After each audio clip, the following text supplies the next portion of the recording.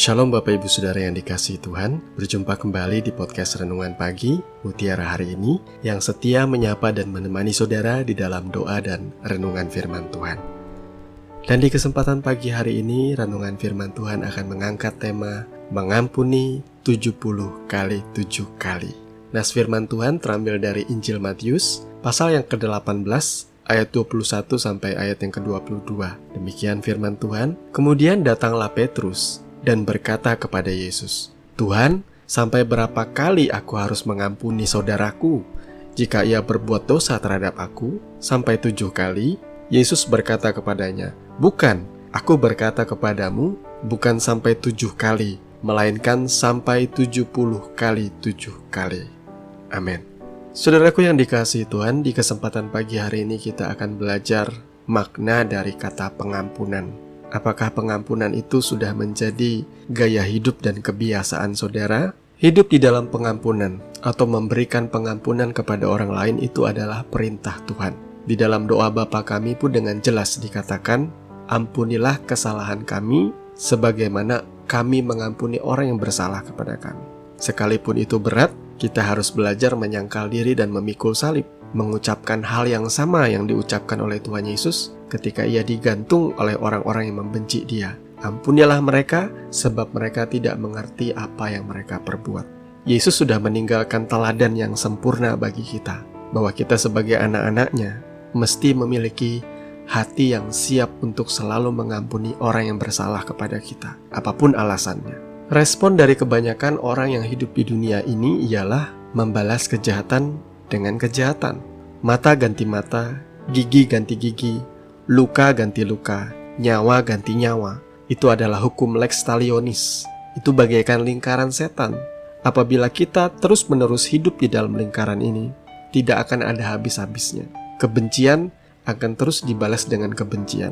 Dendam akan dibalas dengan dendam. Di dalam hukum kasih, kita harus belajar arti dari mengampuni.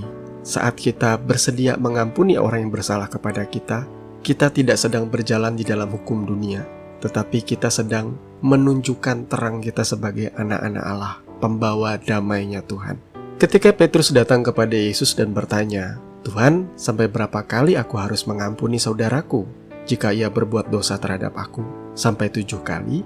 Pada waktu Petrus berkata seperti itu kepada Yesus, ia berpikir bahwa mengampuni sebanyak 7 kali itu sudah cukup hebat. Karena pikir Petrus, mengampuni sebanyak 7 kali itu lebih baik daripada tradisi Yahudi.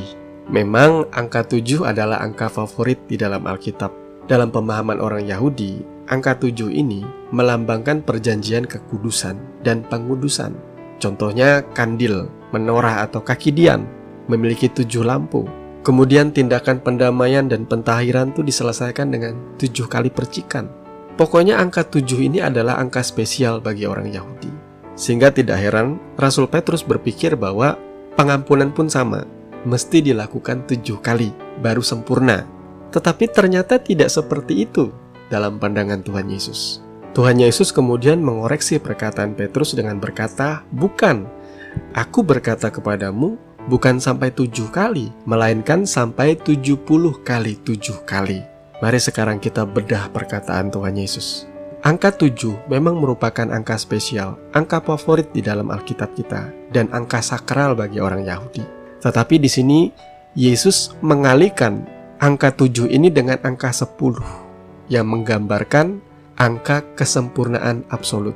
Angka 70 adalah hasil perkalian antara angka 7 yang menggambarkan hubungan yang kudus dikalikan 10 angka sempurna atau absolut bagi orang Yahudi. Sebagaimana kemah suci itu terbuat dari 10 tenda dan 10 firman atau 10 perintah itu berada di ruang Maha Kudus. Jadi yang dimaksud dengan angka 70 di sini ialah hubungan kudus yang sempurna. Lalu kemudian di dalam pengajaran Tuhan Yesus, angka 70 ini masih dikalikan 7 lagi, yang maknanya akan menjadi semakin mendalam, yakni hubungan kita dengan sesama harus memberikan pengampunan yang terus-menerus, karena itulah yang sempurna bagi Tuhan. Jadi kehidupan pengampunan yang sempurna itu tidak cukup hanya soal hitungan 1, 2 kali, 7 kali.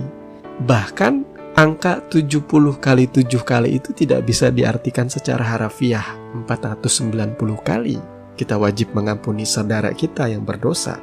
Karena kemudian pertanyaannya, apakah kalau sudah 491 kali saya wajib tidak usah mengampuni lagi? Tentunya tidak seperti itu, bukan? Secara sederhana kita bisa berpikir seperti ini. Ketika kita diajarkan mengampuni terus-menerus, bahkan sebelum 490 kali pengampunan yang kita lakukan, pengampunan itu akan menjadi gaya atau kebiasaan hidup kita. Sehingga ini bukan lagi berkenaan kepada hukum atau hitung-hitungan angka, melainkan cara hidup yang dikehendaki oleh Tuhan, hidup di dalam pengampunan. Angka 70 juga identik dengan angka batas di mana Tuhan berkata umur manusia itu batas tertingginya ialah 70 tahun. Kalau ia kuat sampai 80 tahun. Jadi kalau 70 kali 7 kali, Tuhan menghendaki seumur hidup kita berjalan di dalam kasih dan pengampunan. Apakah saudara siap hidup di dalam pengampunan yang sempurna? Saya percaya Tuhan Yesus dan Roh Kudus yang berdiam di dalam hati saudara akan memampukan saudara untuk menjadi serupa dengan Tuhan yang selalu bersedia mengampuni dosa dan pelanggaran kita. Tuhan memberkati firman-Nya. Mari kita berdoa. Bapa Sorgawi, Bapa di dalam nama Tuhan Yesus Kristus, kami mengucap syukur di pagi hari ini Engkau sudah berbicara dan menegur kami, mengingatkan kami untuk kami boleh berjalan di dalam kasih dan pengampunan yang sempurna. Tolong kami Tuhan, karena kami tidak sanggup dengan kekuatan kami. Apa yang ada di dalam hati kami ialah dendam dan kebencian, tetapi kami mau belajar mengambil kasih-Mu yang sempurna dan memilih mengampuni orang yang bersalah kepada kami. Terima kasih Bapa. Hidup di dalam pengampunan adalah sumber daripada sukacita, damai sejahtera dan kebahagiaan kami. Kami mau mengampuni orang yang bersalah kepada kami. Siapapun mereka Tuhan, berkati mereka, ampuni mereka. Dalam nama Tuhan Yesus kami berdoa. Haleluya. Amin.